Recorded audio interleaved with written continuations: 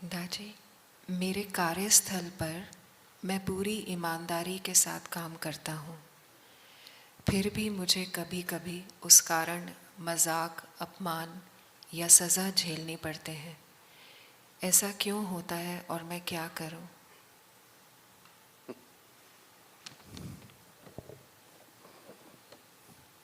कुछ न कुछ तो गड़बड़ होगा ही। बाबूजी महाराज कोर्ट में काम करते थे, तो ईमानदार लोगों की पाँव खींचने वाले तो बहुत लोग होंगे ही, वो उनको आगे नहीं जाने देते हैं। तो क्या मैं बेईमान हो जाऊं? आपकी यदि इच्छा है कि हम बोलेंगे कि आप भी बेईमान हो जाएंगे, ईमानदारी से काम नहीं करेंगे, तो सब लोगों के जैसे हो जाएंगे। ईमानदारी का प्राइस तो पे करना ही पड़ेगा। बेईमान लोग भी प्राइस पे करते हैं। उनके अंदर जितनी डार्कनेस है वो कहीं और दिखाई नहीं देगी। कई बार लोग पूछते हैं कि जो सब लोग गड़बड़ करके जो काम करते हैं ना, बेईमान होके, करप्ट होके, वो आगे बढ़ते जा रहे हैं और मैं सच्चाई में यहाँ रह गया हूँ। तो इसके पीछे भी एक इच्छा रहती है कि मैं कुछ कर दूं। अभी काहे को फिक्र करना है? आप पे इतना कॉन्फिडेंस है कि मैं सच्चाई से काम कर रहा हूँ, तो वही आपकी एक गिफ्ट है, ईश्वर से एक गिफ्ट है। इसको कॉम्प्रोमाइज मत करो। उतने उनके अंदर देखो। सपोज आपकी नज़र में इतनी गहराई से आप उन लोगों को देख पाओगे तो उन पे दया आएगी आपको कि इतना कालापन है उन्हों में, और इतनी परेशानी होगी उनको। अंदर से भी जो भी पैसा लेता है, गड़बड़ करता है, उसका दिल कभी भी प्रेमी शांत नहीं हो सकता है। बाहर से ऐसा लगता है कि ये गाड़ी चला रहा है, वो गाड़ी चला रहा है, वो उनके इतने मकान है, सब खाली है, लेकिन उनका दिल ही खाली है। वहाँ सुख नहीं है, वहाँ नरक ही नरक है। आप उनसे जेलस मत होइए, ऐसा मत कीजिए कि वो सुखी है और मैं ईमानदार पीछे रह गया। अंदर झांक के देखो। दुखी रह गया, एक दुख की बात है कि आप ऐसा समझते हो कि ये दुख की बात है।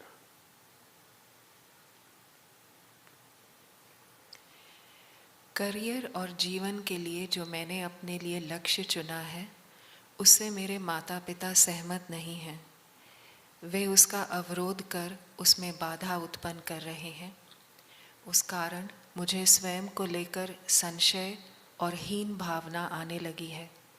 मेरी इस उलझन से निकलने के लिए कृपया मेरा मार्गदर्शन करें। मैं अपने जीवन में लक्ष्य का चुनाव कैसे करूं? लक्ष्य का चुनाव तो आपने कर ही दिया है। ध्यान करके देखो कि आपने सही चुनाव किया है या नहीं। माँ बाप हमको बचपन से जानते हैं, उनको पता है क्या ये कहाँ तक पहुँच सकता है, लेकिन आप में कॉन्फिडेंस है कि मैं ये कर सकता हूँ, तो वही करना चाहिए। माँ बाप को बोलो थोड़ा विश्वास रखो हम पे, हम आपके पुत्र है या पुत्री है, हम देखेंगे। तो इसमें दुश्मनी नहीं होनी चाहिए। माँ बाप को भी किसी को फोर्स नहीं करना चाहिए। यदि बच्चा चाहता है कि यही पढ़ाई करनी है या यही करियर में जाना है, उनको सपोर्ट देना चाहिए। एक्चुअली क्रिटिसाइज मत करो, क्योंकि आजकल बच्चे लोगों को ज़्यादा क्लैरिटी तो है ही है।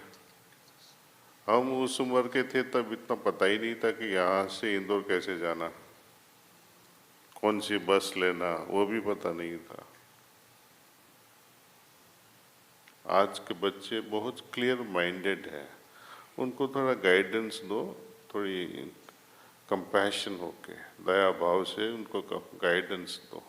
बाद में वही करना चाहता है तो वही करने दो, नहीं तो कुछ गलत हो जाएगा। सपोज किसी से शादी करनी है और माँ ने रोना शुरू कर दिया कि मैंने इसलिए आपको पैदा किया है, और वो स्ट्राइक पे हो जाती है, खाना नहीं खाएगी, रोएगी, बच्ची की मार पिटाई भी हो जाएगी। माँ बाप कई बार इतना ब्लैकमेल भी करते हैं, इमोशनल ब्लैकमेल। तो उनसे बचने का तो कोई रास्ता तो आपको ही ढूंढना पड़ेगा से।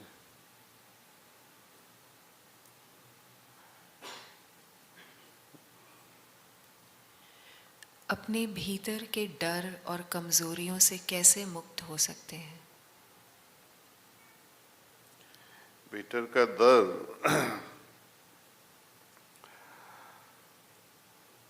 क्यों होता है?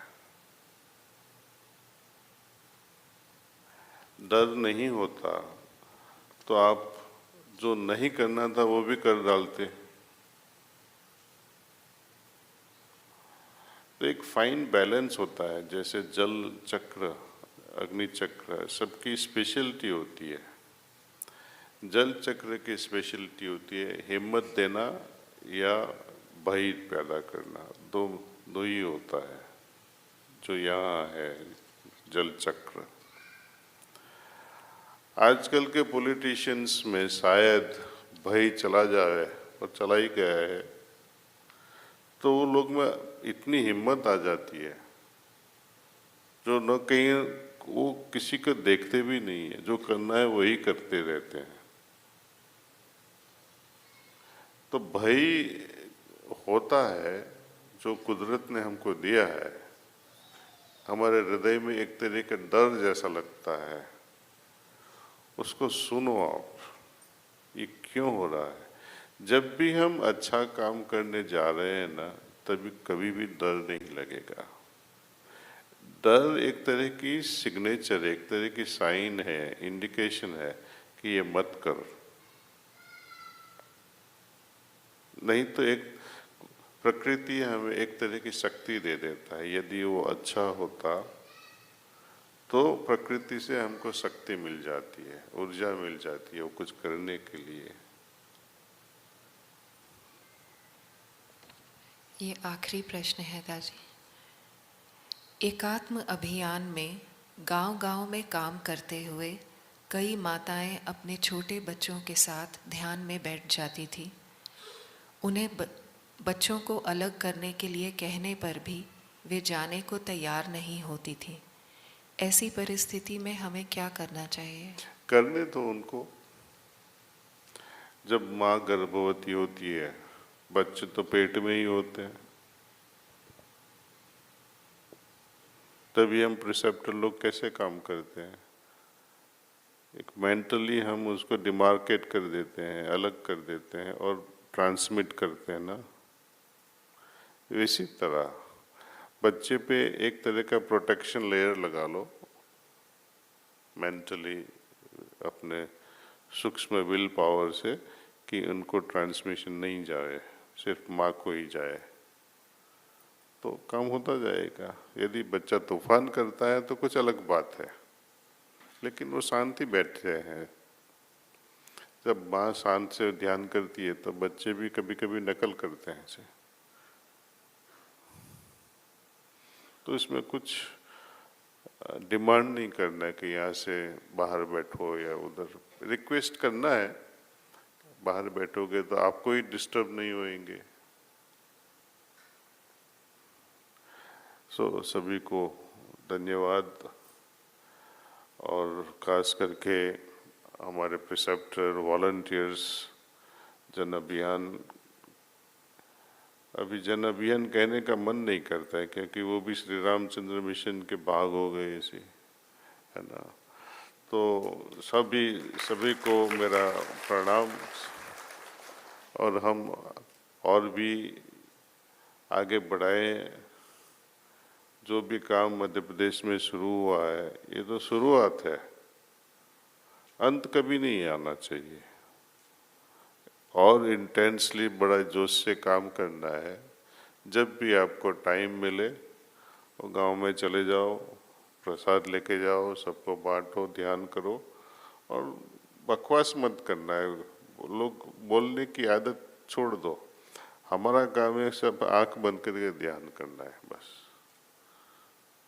उनको बोलो यदि कोई प्रश्न होए आप ध्यान करो, देखो उसका जवाब क्या आता है। It should become our standard answer और ध्यान से ही जवाब आते हैं। हम मुंह से बोलेंगे फिर भी वो अंदर से तो देखेंगे नहीं ये सही है कि नहीं है। उनको भी पता है जवाब क्या है। अभी जितने भी प्रश्न हुए सभी को पता है क्या करना है, सिर्फ कंफर्मेशन चाहते हैं।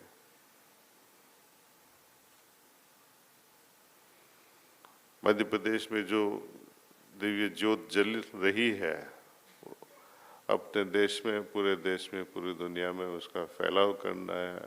एटलीस्ट मध्य प्रदेश में उसका थोड़ा और प्रज्वलित करें, अगल बगल के स्टेट्स में उसको आगे फैलाए और पूरे देश में एक दिव्यता का ज्योत जोश से जले और अपने भारत भूमि जो है उसको और, जैसे कहते हैं ना कि पुराने जमाने में इतना आध्यात्मिकता थी, वो पुराने जमाने की बात बंद कर दो। हम उसको नया भारत बनाएंगे, पहले जो था उससे भी आगे उसको ले जाएंगे। हमारा सपना बड़ा ऊंचा होना चाहिए। Thank you.